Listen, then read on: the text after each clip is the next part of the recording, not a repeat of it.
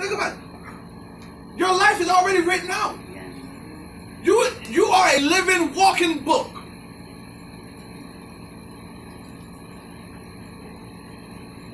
And the Bible says what God put in you, He's going to perfect it until the very end. You should already know how your story is going to end. The Bible says you're going to be the head and not the tail. Above and not beneath.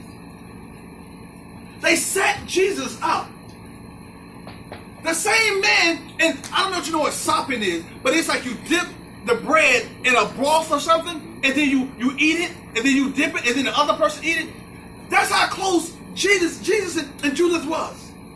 They was that close. They was that close to dip something and then put it in his mouth, and then they dip it again. I know y'all don't do double dipping and all that no more. Nobody double dip no more. But they dipped. Jesus dipped it and fed it to him. He dipped it and fed it to the other person. That's how close they was. Every now and then I may drink after my kids, but when they start double dipping, I'm like, we close, boo. I love you to death. To life. But double dipping? But that's how close he was. I'm trying to get you a clear picture of how close he was to these men. Peter, you denied him when he needed you the most. Think about it. You call somebody. I ain't got it. But they on their way to the mall. What you mean you don't have $5? You can't let me borrow? I'm the one who fed you and your kids. I just need enough to get me through the night.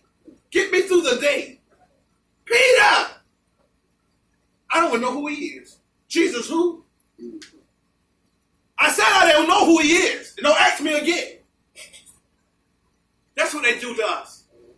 Don't ride with me all night. Don't travel with us. Don't sleep in your bed. Amen. Don't share the meal with you. But when you get in trouble, I don't know who that is. Amen. And if they see you in trouble, they'll turn their back and walk the other way. Amen. But if Peter would have knew how his story was going to end, he would have never did it. When they talk about you, I'm trying to get you to understand that don't get so angry with them. The enemy is using them, but it's a part of your come up. It's a part of your story. These chapters have to go in your book.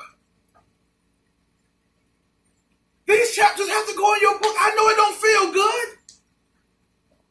When they put you out, when they jump you and they talk about you and they scandalize your name.